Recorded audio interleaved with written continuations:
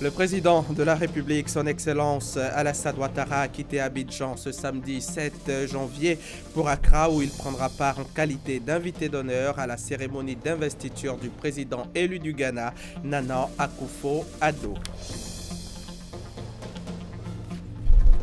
Hier, vendredi 6 janvier, c'était 5 villes du pays qui avaient vu leur accès bloqué par des soldats insurgés par des tirs en l'air et le blocage de routes pour faire entendre leurs revendications salariales. Il s'agissait de Daloa, Daoukro, Korogo, Diéné et Bouaké. Ce matin, des tirs ont été entendus à Mans et à Kouedo, ici à Abidjan. Nous ferons le point dès le début de ce journal. L'un individu a ouvert le feu hier, vendredi 6 janvier, dans l'aéroport international de Fort Lauderdale en Floride, faisant plusieurs morts avant d'être interpellé. Bonjour, mesdames et messieurs. Le ministre de la Défense, Alain Richard d'Envahi, était hier soir sur le plateau du journal à l'édition de 20h pour apporter quelques précisions sur tout ce qui se passe depuis la nuit de 5 au 6 janvier 2017 et rassurer surtout la population. On l'écoute. Nous avons pu recevoir de ces militaires une liste de revendications. Principalement, elle tournait autour de paiement, de primes à temps, autour de grades, de durée de temps pour passer au grade supérieur. Il y avait également des revendications, notamment sur les conditions de vie du militaire, et aussi des éclaircissements à donner sur une supposée prime écomog.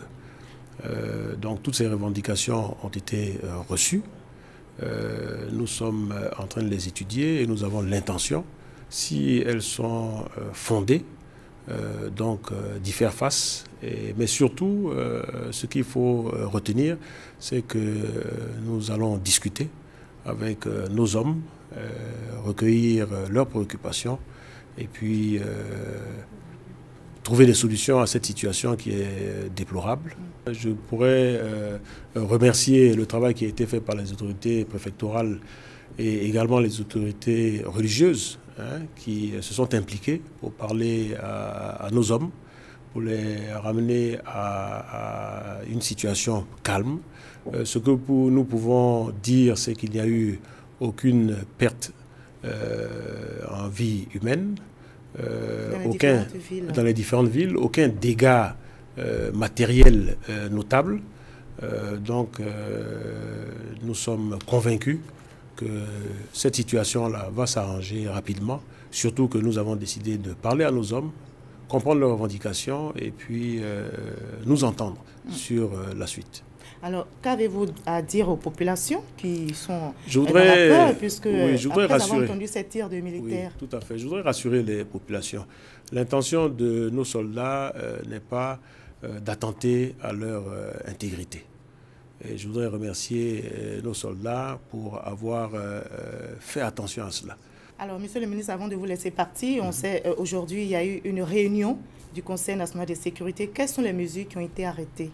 Alors, principalement, la réunion qui a été présidée par le président de la République lui-même cet après-midi, c'était déjà pour faire le point de situation, comprendre ce qui s'était passé, et puis nous donner des instructions pour que nous nous déplacions nous-mêmes sur Bouaké, parler à nos hommes, les entendre et surtout régler les problèmes. Le mouvement d'humeur des soldats se poursuit, même s'il y a de l'accalmie dans certaines régions. Nos différents reporters sont donc sur place à Bouaké, Mans et à Kouedo, où la circulation est perturbée sur l'axe Palmeraie-Bingerville. À Mans, des tirs ont été entendus ce matin, mais la situation reste calme. Le ministre de la Défense est attendu à Bouaké, où toutes les autorités sont réunies chez le sous-préfet central. Il devrait entamer des négociations avec les soldats mécontents. Notre équipe de reportage conduite par Abou Sanogo a fait le constat de la situation à Kouedo. Nous y reviendrons tout à l'heure. Mais pour ce qui est de la situation à Daloa, le préfet de région Broukwame est en ligne avec nous. Il nous fait le point de la situation sur place. Monsieur le préfet, vous êtes avec nous? Monsieur le préfet Broukwame. Monsieur le préfet qui est en ligne avec nous. Apparemment, nous avons quelques problèmes de liaison. D'accord, nous y reviendrons. Nous reviendrons tout à l'heure avec le préfet de région, le préfet Brou Kwame. Mais comme je le disais, nous allons écouter, nous allons voir ce qui se passe à Akwedo à présent. Tout à l'heure, nous avons quelques problèmes, donc nous allons y aller. Je vous le disais en titre tout à l'heure, le président de la République, son Excellence Alassane Ouattara, a quitté Abidjan ce samedi 7 janvier 2017 pour Accra, au Ghana, où il prendra part en qualité d'invité d'honneur à la cérémonie d'investiture du président élu du Ghana, le président Nana Akufo-Addo. À cette occasion, le chef de l'État prononcera devant le Parlement, un discours donc devant le Parlement ghanéen. Le président de la République regagnera Abidjan dans l'après-midi où il présidera un conseil des ministres extraordinaire. Voilà. Nous allons donc revenir. Est-ce qu'il est en ligne avec nous, le préfet Brou Kwame?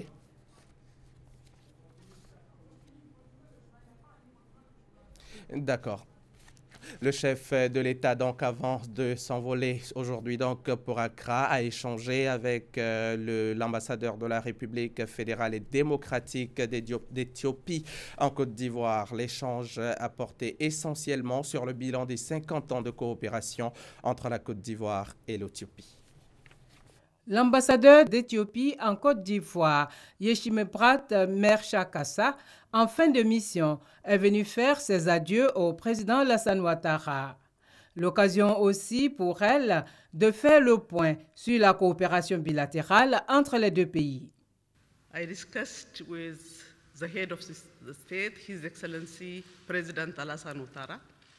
Je suis venu au terme de mon séjour en Côte d'Ivoire rencontrer le chef de l'État et faire le point des relations entre la Côte d'Ivoire et l'Éthiopie, qui sont d'excellentes relations dans différents secteurs de la culture, de l'économie, de la politique.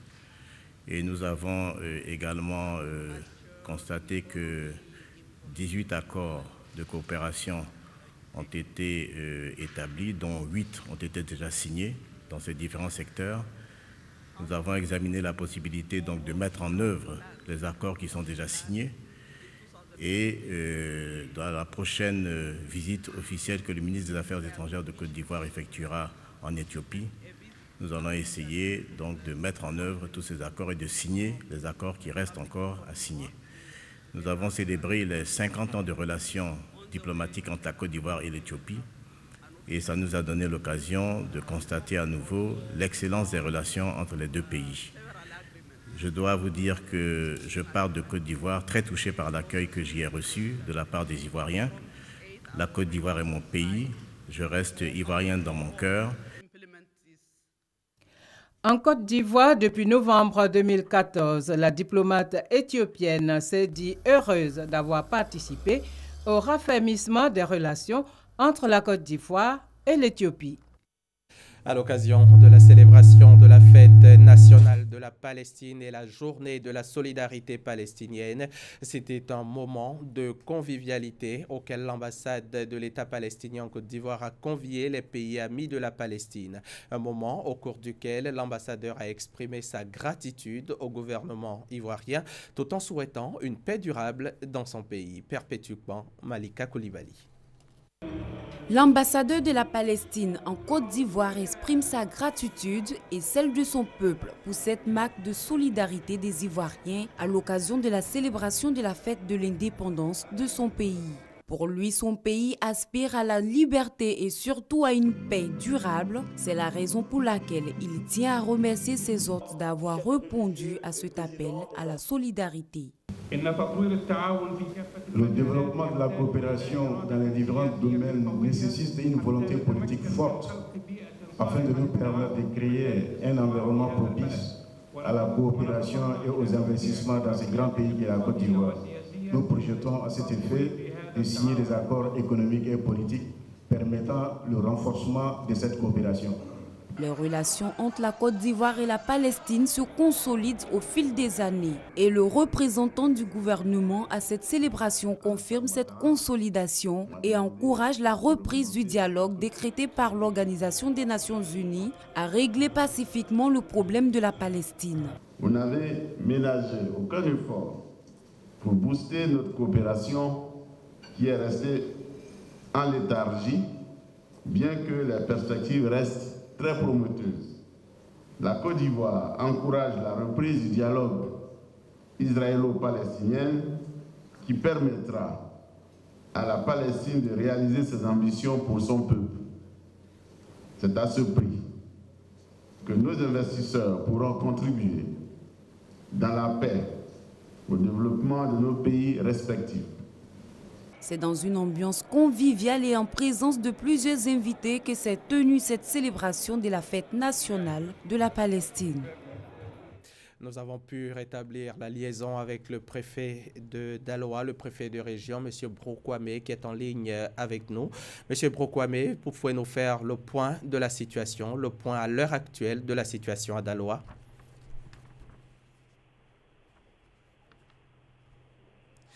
M. Brokwame. Le problème persiste. Nous y reviendrons donc dans nos prochaines émissions. La situation est calme. Allez-y, nous vous entendons. La situation est calme au niveau des Dalois. Oui, allez-y, M. Bro, nous vous entendons. La situation est calme au niveau des Dalois. Et la circulation est très timide sur les artères de la ville. Oui, allez-y. Allez-y. Au niveau des artères de la ville, la situation est très timide. D'accord, les activités n'ont peut-être pas les encore corridors aux entrées sont toujours tenus par les militaires.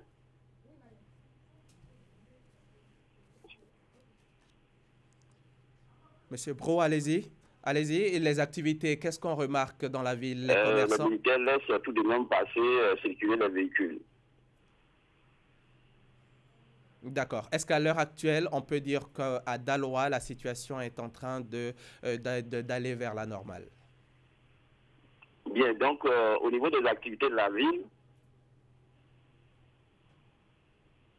Oui, M. Bro, on vous écoute. Allez-y. Oui, la situation est calme. Et au niveau du grand marché, les activités marchent.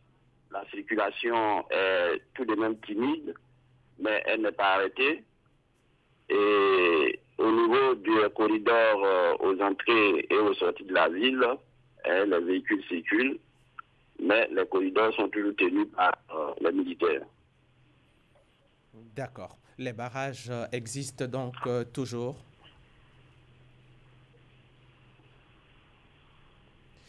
Monsieur le préfet, nous avons perdu Monsieur le préfet, Monsieur Brokwame. En tout cas, merci. Merci à vous, Monsieur Bro, de nous avoir donné toutes ces informations. Nous allons poursuivre le cours de ce journal. L'homme d'État sénégalais Abdoulaye Bathily se porte candidat à la succession de la Sud-Africaine Dlamini Zuma à la tête de la Commission de l'Union africaine. En tournée de campagne sur le continent depuis un moment, il est arrivé à Abidjan. Au cours de son séjour dans la capitale économique, il a expliqué sa vision du continent aux journalistes, une vision fondée sur le panafricanisme. Mahama Traoré. Je suis de nationalité sénégalaise, mais l'Afrique est mon pays. C'est ainsi que le professeur Abdoulaye Bathily se présente à tous ses interlocuteurs, sans doute une manière pour cet homme d'État de revendiquer son panafricanisme. Une doctrine qu'Abdoulaye Bathily espère transformer en une réalité sur le continent, une fois élu à la tête de la Commission de l'Union africaine.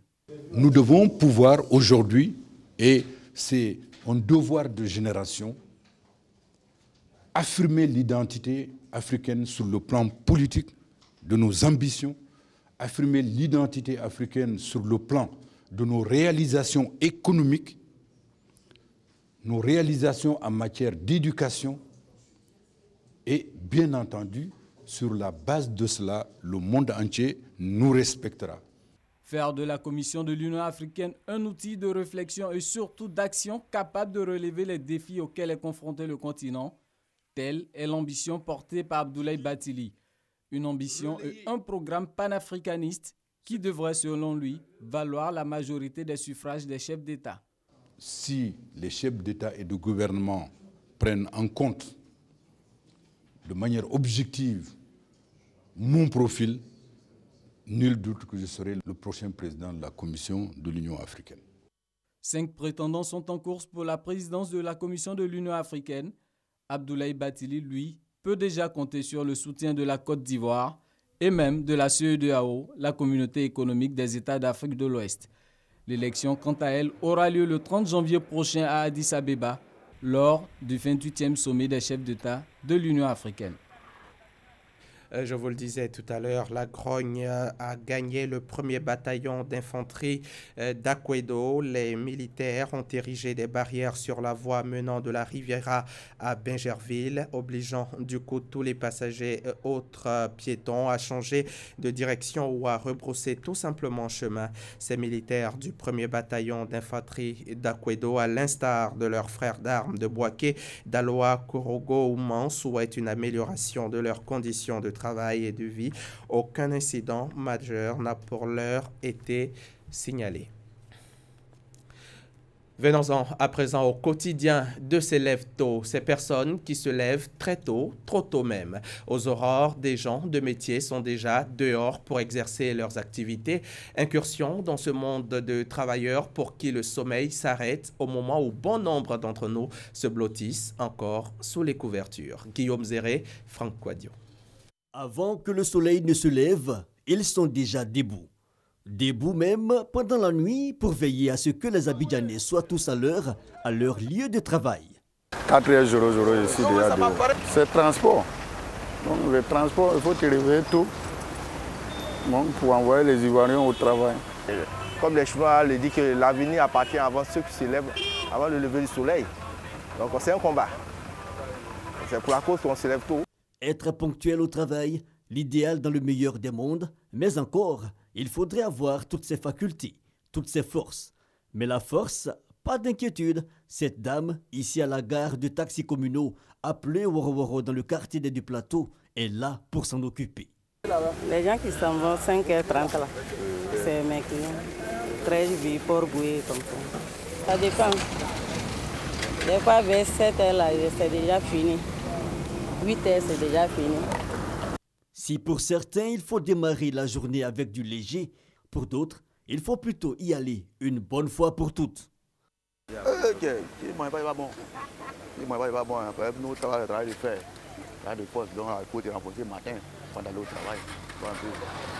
Le riz, la bouillie, le haricot, rien ne manque pour assurer une bonne journée. Mais le tonus tient aussi à cela, au café.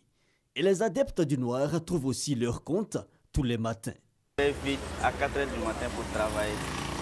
Ceux qui passent très tôt le matin, et ils passent pour prendre les petits cafés. Moi je prends pour travailler avec ça, je prends, je vois que mon ventre est dégagé. Si j'ai pris ça le matin, bon, c'est juste à 14h, 15h, je vais avoir l'envie de manger. Je vois que ça a fait plus d'économie. La journée, on le dit, démarre quand le soleil se lève, mais en réalité, elle démarre bien avant. La preuve est faite ici. Ces hommes et femmes s'activent comme cela tous les jours pour aider les citoyens à mieux aborder leurs activités. Nous vous le disions, depuis hier vendredi 6 janvier, c'était donc 5 villes du pays qui avaient vu leurs accès bloqués par des soldats mécontents, par des tirs en l'air et le blocage des routes pour faire entendre leurs revendications salariales. Il s'agissait de Daloa, Daoukro, Korogo, Odiéné et Bouaké. Et ce matin, c'est à Mans, dans l'ouest de la Côte d'Ivoire, que des tirs ont été entendus, mais nous en avons entendu également du côté du camp d'Akwedo, où se trouve en ce moment notre reporter Herman Guivet qui va nous faire le point de la situation. Herman Guivet, vous êtes là? Bonjour Hamza Diaby, nous sommes au rond-point de la Riviera 3, un rond-point qui connaît d'ordinaire une activité plutôt intense. Alors comme vous pouvez le constater en arrière-plan, à la voie menant à Bingerville, c'est vidé de son monde, la route est barrée et les magasins, n'est-ce pas, aux alentours de cette route ont tous fermé. Nous avons tout à l'heure entendu quelques tirs sporadiques. Les badauds et les passants se sont donc rassemblés au rond-point de la Riviera 3. Aujourd'hui, donc ce mouvement des militaires mécontents qui réclament des primes impayées, c'est vous dire toute l'ambiance particulière qui règne ici au rond-point de la Riviera 3, Hamza Diaby. Merci Herman Guivet. Nous resterons en contact pour d'autres informations. La RTI, tout l'ensemble des reporters de la RTI et tout l'ensemble donc de ces reporters est déployé sur toute l'étendue du territoire pour vous rendre compte de tout ce qui se passe au niveau des casernes et du mécontentement des soldats. Le médiateur de la République et ses collaborateurs se sont retrouvés hier vendredi pour faire le point des activités engagées par la grande médiature au cours de l'année 2016, une année qu'ils jugent riche en activité au plan interne et externe et une année au cours de laquelle l'on note la poursuite de la réorganisation de l'institution. On retrouve Herman Guivet. Avant de parler bilan, il faut d'abord satisfaire à la tradition de présentation des vœux de Nouvel An. Cet exercice, les agents de la médiature de la République l'ont accompli sans médiation aucune. Chacun d'entre eux allant directement présenter ses vœux, les meilleurs au premier responsable de l'institution, Ngolo Coulibaly. Des vœux, des mots, mais aussi des cadeaux pour saluer l'engagement du médiateur de la République qui, selon ses collaborateurs, ne ménage aucun effort pour redynamiser, mieux réorganiser l'institution. En termes de bilan, 2016 aura été une année riche en activités au plan interne et externe. Au plan interne, nous avons poursuivi la réorganisation de l'institution par la mise en œuvre du décret d'application de la loi organique. En matière de déconcentration des services du médiateur de la République, le recrutement des médiateurs délégués est en cours de finalisation. Au titre des réclamations, 159 requêtes ont été traitées en 2016. Je rappelle qu'en 2015, nous avions enregistré 180 requêtes. Au plan de la coopération internationale, la participation de notre institution de plus en plus active est aussi de plus en plus appréciée. Au plan de la coopération bilatérale, le médiateur de la République a rendu une visite amitié et de travail à son homologue du Maroc, Abdelaziz Benzakour, avec lequel un mémorandum de coopération a été signé. Ce protocole de coopération a favorisé des missions d'échange et de formation au profit de certains agents de la médiature de la République. Du 21 au 30 juillet prochain, la Côte d'Ivoire abritera les 8e Jeux de la francophonie. À 6 mois de l'événement, les travaux du village de ces Jeux avancent bien. C'est le constat fait par Robert Begré-Mombé, le ministre chargé de ces Jeux, qui a reçu jeudi dernier des panneaux de construction de logements préfabriqués. Issaïo. Le village des 8e Jeux de la francophonie Abidjan 2017, situé à l'Institut national de la jeunesse et des sports à Marcory, sera livré fin février aux autorités ivoiriennes. 160 conteneurs sur 800 comprenant les panneaux pour la construction de logements préfabriqués sont déjà disponibles. Les autres seront réceptionnés dans les jours à venir. Pour le montage des bâtiments, 15 entreprises ivoiriennes ont été sélectionnées. Heureux de la qualité des travaux réalisés et du respect du calendrier d'exécution des 10 ouvrages, le ministre Robert Begré-Mombé, en charge de l'organisation des 8e Jeux de la francophonie, est revenu sur les nombreuses opportunités que ces Jeux offrent à notre pays. On ne sera jamais satisfait de ce que nous faisons parce que nous savons que tous les jours, il faut améliorer ces prestations.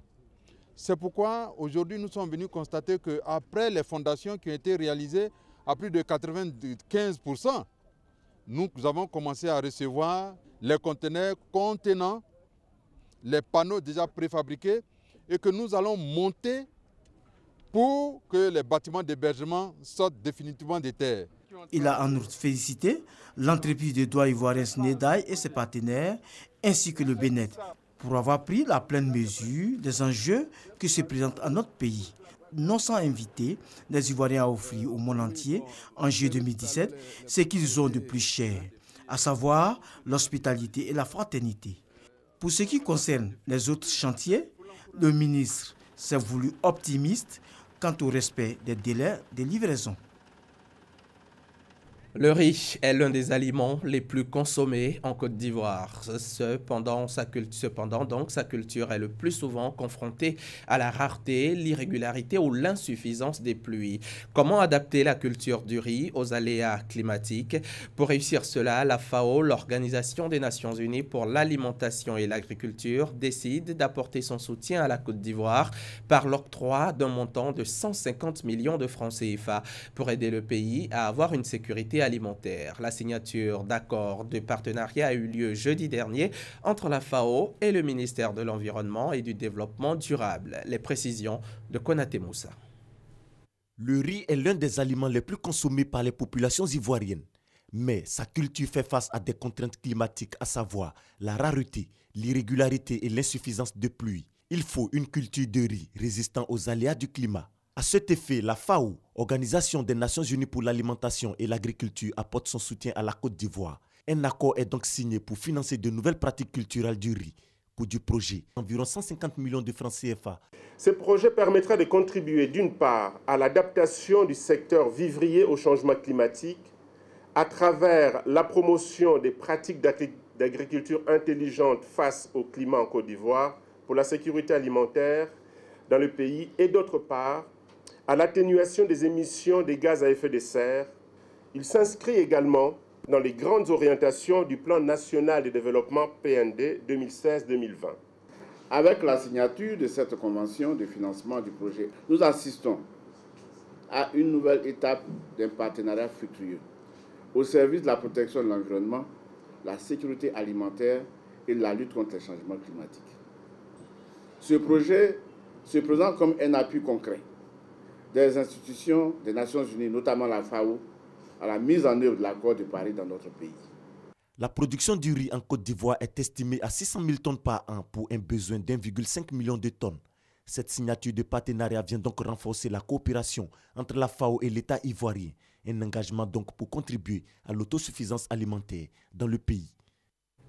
La Côte d'Ivoire vient d'avoir sa plateforme de gestion durable des terres et de l'eau. Des experts de la sous-région ouest africaine se sont réunis à Abidjan récemment en vue de lancer la mise en place de cette plateforme. Elle devrait permettre de mutualiser les efforts et les moyens de lutte contre la désertification, la dégradation des terres, la sécheresse et surtout de gagner en efficacité dans la recherche de financement. Un forum organisé en partenariat avec le NEPAD, les communautés économiques régionales et la Banque mondiale. Le témoignage d'Herman Niamie. Pour lutter efficacement contre la désertification, la dégradation des terres et la sécheresse, des experts de la sous-région Afrique subsaharienne installent à Abidjan la plateforme de gestion durable des terres et des eaux. Cette plateforme va regrouper plusieurs structures, toutes les parties prenantes, et sera logée au niveau du ministère de l'Environnement et du Développement durable. Donc, une fois mise en place, elle va œuvrer à rechercher des financements pour lutter contre la dégradation des terres. Cette plateforme de gestion des terres durables vient à point nommé et c'est une synergie d'action des acteurs du domaine. TED Africa recognizes that the issue of land degradation. Cette plateforme est un instrument clé dans la détermination et pour voir tout ce qu'il y a à mettre en œuvre pour la Côte d'Ivoire en termes de gestion durable des terres et de l'eau. Et le NEPAD et tous ses partenaires se réunissent pour pouvoir mettre en place toute cette synergie et pouvoir lancer cette plateforme en Côte d'Ivoire. La lutte concertée est l'appel lancé par la plateforme Terre Africa qui met en place dans les pays membres des plateformes de gestion durable des terres et des eaux. Assurer un mieux-être à la population rurale et maintenir la Côte d'Ivoire à son rang de grand producteur agricole sont les objectifs visés par cette plateforme. Le Collège des conseillers du Conseil national de la presse, CNP, délibérant sa première session ordinaire de l'année 2017, le mercredi 4 janvier, a suspendu pour 14 parutions le quotidien LG Info, édité par l'entreprise de presse Cyclone SARL. Il ressort des faits que le quotidien LG Info publie régulièrement dans ses éditions des photographies de personnes, toutes abusivement présentées comme arbitrairement détenues, se livrant livrant aussi à la manipulation de l'opinion, ce en violation de la mise en garde du CNP. C'est fait pour le CNP, le président Raphaël Lacmé. Un individu a ouvert le feu ce vendredi 6 janvier dans l'aéroport international de Fort Lauderdale en Floride aux États-Unis, faisant plusieurs morts avant d'être interpellé. Le tireur est présenté comme étant un portoricain de 26 ans. Le shérif de Broward, Scott, Israël, a annoncé la mort de 5 personnes et affirmé que 8 autres blessés ont été transportés à l'hôpital. Et voilà, c'est la fin de ce journal. Merci de l'avoir suivi.